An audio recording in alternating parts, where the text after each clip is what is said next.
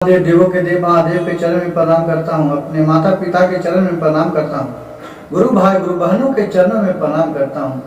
गुरु भाई गुरु बहन, कहानी को ध्यान से सुनिएगा, कहानी को अंत तक सुनिएगा। कहानी को आधा छोड़ के नहीं जाइएगा। आधा सुनने से श्री गुरु का अपमान होता है और पूरा सुनने से ज्ञान होता है। इसलिए कहानी को पूरा अंत तक सुनिए ताकि कुछ सीखने को मिले। एक गांव में एक सेठ और एक सेठानी रहते थे। सेठानी थी जो बहुत ही दूसरा विचार की थी। उसका पूजा पाठ में मन तन नहीं लगता था। वो किसी देवता देवी को नहीं मानती थी। वो कहती थी कि और सोचती थी कि जब मैं कमाऊंगा तभी हमारे घर में खाने के लिए मिलेगा, भगवान थोड़ी खाने के लिए दे देगा। और इसी तरह उसका मन में सोचता, किसी को पूजा पाठ नहीं करने देते थे अपने घर में। उसका दो लड़के थे। एक लड़के का शादी करने का उम्र हो गया। सेठ जी ने एक लड़की खोज के और उसको उससे शादी कर दिया। वो जब लड़की बहू बन के इसके घर में आई तो जो लड़की थी जो नित्य दिन शिव गुरु के मंदिर जाया करती थी और पूजा पाठ में उसको बहुत मन लगता था।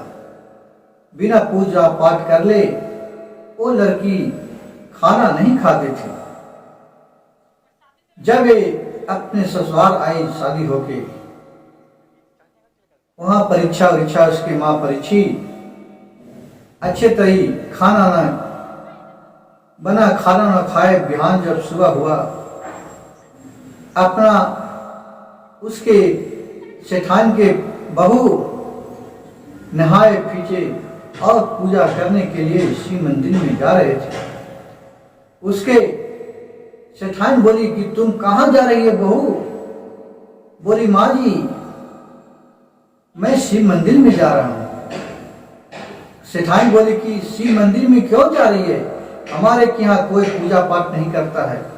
चुपचाप बनाओ, खाओ और अच्छे तरह खुशी खुशी रहो। कहा कि नहीं माँ जी, मैं अपने बचपने से शिव मंदिर जाता हूँ। बिना शिव पूजा करे हुए मैं खाना नहीं खाता हूँ। उसके सास ने बोले कि अगर तुम शिव मंदिर रोज जाती है तू तो मेरे बच्चे को भी शिव पूजा करने के लिए सिखा देगा। मैं किसी देवता देवी को नहीं मानता हूँ और तुम नहीं जाओ। इसी तरह हल्ला दोनों में होने लगे, चिल्लाने लगे अपने बहू पर। सास उधर से सेठ जी आए, बोले क्या हुआ? सेठानी बोली कि आई जी कैसा बहू खोज के लाए हैं कि जो कहती है कि मैं पूजा पाठ किए बिना नहीं खाना खाती हूँ। ये तो मेरे घर को बर्बाद करके धर देगी। ये पूजा पाठ करने जाएगी, कल मेरे बच्चे को भी ले जाएगी। ये तो मेरी बात ही नहीं मानेगा, वो तो इसी को बात में रहेगी। सेठ ने बोला, क्यों तुम फालतू के बात बोल रही है? इसके बहू के अगर मन में यही है तो करने दो। जाओ बहू जाओ, पूजा करोगा। अपने ससुर की आज्ञा सुनकर वो अपने चल गया पूजा करने के लिए मंदिर में। शिव मंदिर में गई और बोली, देवों के देव महादेव से फल फूल चढ़ाए और बोली उसकी बहू सेठानी के, यह भोलेनाथ, मेरे जो सास आपके खिलाफ बर्ताव किए और बोले उसको आप क्षमा कर दीजिएगा। मैं अपने सास के तरफ से मैं क्षमा मांगता हूँ। और फिर वहां से पूजा पाठ करके आए तो पूरा ये जो सेठानी थी वो कस कस के चिल्ला रही थी कि तुम क्यों गई?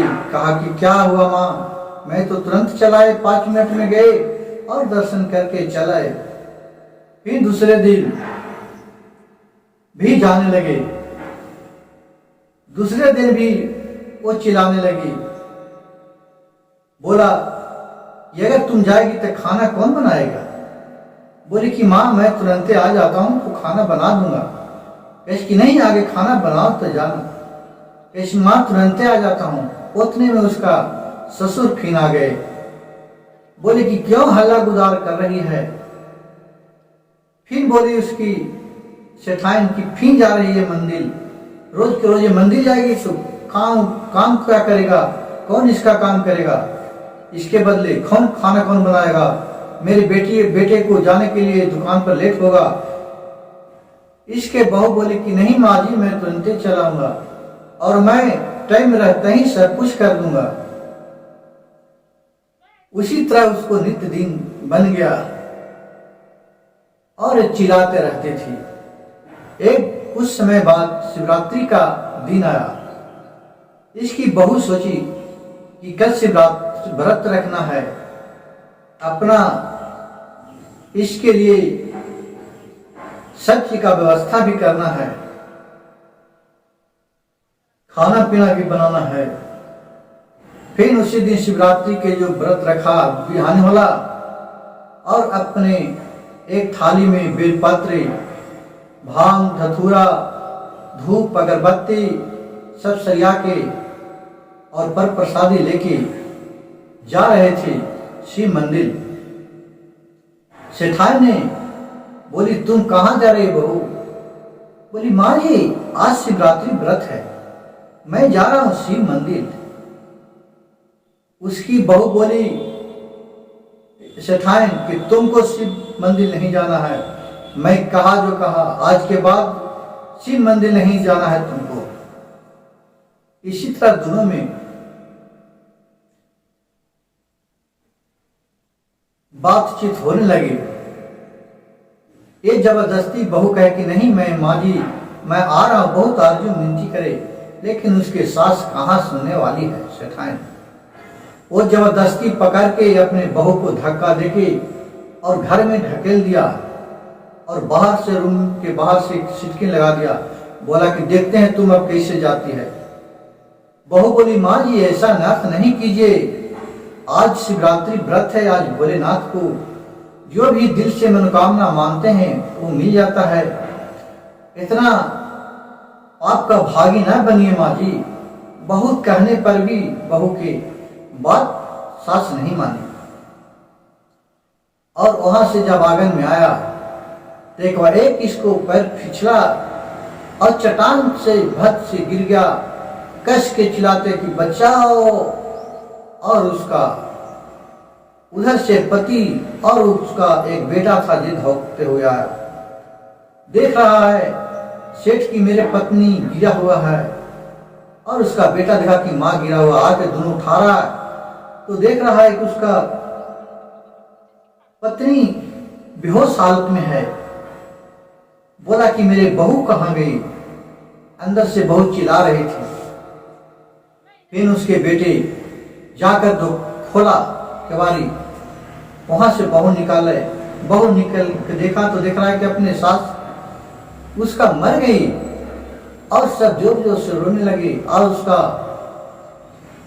सेठ का बेटा बोला कि इसका मारने का तुम्ही के ऊपर है, सब तुम ही किया है। तुम अगर अपने जिद पर नहीं रहती तो मेरी माँ की मृत्यु नहीं होती। अब मेरे माँ को जियाओ, नहीं तो ठीक बात नहीं होगा। बड़े तुमको भोलेनाथ है, बाबा है, दिखाओ अपने बाबा का जस कैसा है। कहा दो मेरी माँ को जी नहीं जिया देते हैं, बहुत तू पुजारी बनी है।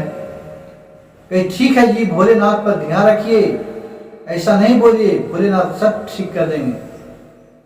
और फिर यहाँ इन लोग का अर्थ ही निकाल रहा था कि अब इसको आग दाह संस्कार करा जाए। सब रो रहे थे। पर परिवार को फोन किया, पर परिवार आ रहा था। और उस शिव मंदिर में जाके भोलेनाथ से आरजू विनती उसके बहू कर रही है सेठान के, और बहुत रो रही है, सब पटक रही है कि भोलेनाथ जो भी वो गलती किए मेरे सास, उसको आप क्षमा कर दीजिए। आप तो देवों के देव महादेव हैं, महाकाल हैं, आप प्राणदाता हैं, आप प्राण को दे सकते हैं, आप ले कैसे सकते हैं? ये सब मेरे ऊपर अजलंक हो जाएगा। अगर मैं आपका सच्चा पुजारी हूँ, आपका सच्चा सेवक हूँ, आपका सच्चा शिष्य हूँ, तो मेरी सास को जीवन दान दीजिए। और वो कह के और सर पटक पटक कर बेहोश हो गई उसी मंदिर में। भोलेनाथ को दया आया। भोलेनाथ उस उसके सास को जीवन दान दिए और वो जिंदा होकर दिए। उसके सास एक उठे, चारों पट्टी देख रहे कि भीड़ लगा हुआ है। बोला कि ये हमको क्या हो गया है, हम लोग भीड़ क्यों तुम लोग खड़ा है? अपने पति से पूछा, बेटे से पूछा और लोग से पूछ रहा। बोले कि तुम तो अभी घर से उधर से आ रही है, तुम तो गिरा, तुम तो मर चुकी है, तुम जिंदा कैसे हो गई? कहा कि मैं मर गई? कहाँ मर गई? मैं तो इस जगह सोया हुआ था। एकदम अचंभव जैसा बात हो रही, लग रहा कि उसको कुछ हो नहीं किया। बोले सब बात सेठ और उसका बेटा ने बताया कि माँ जी, तुमने अपनी बहू के उस घर में धक्का देके बंद कर दी थी और वहां से जब तुम वापस आई तो तुम गिरे यहाँ और हम लोग आए तो देख रहे कि तुम्हारे प्राण टूट गया, तुम मर चुकी थी। और तो बोली उसकी सास की बहू कहाँ गई? तो बोली बहू शिव मंदिर में गई है, धोगा हुआ वहीं होगा, चलो उसके साथ चलता हूँ। और फिर वहां से सब कोई शिव मंदिर में गया तो देख रहा है उसका बहू बेहोश हालत में पड़ा हुआ है शिव मंदिर में। ये देखकर उसके माँ का ममता आ गया, सास का, अपने बहू के गोद में उठा लिया और बोले बहू बहू उठो उठो, क्या हुआ बहू? तुम जैसा चाहोगी वैसा ही करेगी करना। और भोलेनाथ के उसका सास भी आरजू मिनती करने लगे, हे भोलेनाथ, देवों के देव महादेव, मैं आप पर विश्वास नहीं करते थे, आपको भला बुरा बहुत बोले, भोलेनाथ आप दया कीजिए, मेरे बहू को जीवन दान दीजिए, मेरे बहू को लौटा दीजिए। जब उसके बहू को होश आया तो देख रहा है कि अपने सास के गोद में वो है। ये देखकर उसको बहुत खुशी हुआ और मन ही मन भोलेनाथ को स्मरण किया। और फिर बहू बोली कि क्या हुआ माँ जी, आप लोग यहाँ? कहे कि बहू तुम तो बेहोश हो गई थी। और सारी सब कहानी कह के अपने बीता हुआ भी बात और सब सुना दिया। और बोली सास की बहू, हमें तुम क्षमा कर दो, मैं तुमको बहुत तकलीफ दिया और भोलेनाथ को भी बहुत भला बुरा कहा। उसकी बहू बोली शिठाइन की कि माता, मैं क्यों क्षमा करने वाला कौन होता हूँ? देवों के देव महादेव ही हैं।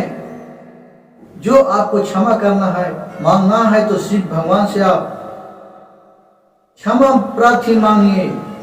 इन्हीं का हम लोग शिष्य हैं, इन्हीं का सेवक हैं। भोलेनाथ से बढ़ के और कौन हो सकते हैं? सब इन्हीं का दिन है। और फिर सब भोलेनाथ के चरण में गिर पड़े और बोले कि भोलेनाथ हमको क्षमा प्रार्थना कर दो। और फिर वहां से सभी खुशी खुशी आए और अपने पुतों के साथ, बहू के साथ सास भी पूजा पाठ करने लगी उस दिन से, और वो भी शिव शिष्या बन गए। गुरु भाई गुरु बहन, अगर मेरा वीडियो अच्छा लगे तो मेरे चैनल को सब्सक्राइब कीजिएगा, लाइक कीजिएगा और शेयर कीजिएगा। हर हर महादेव, घर घर महादेव।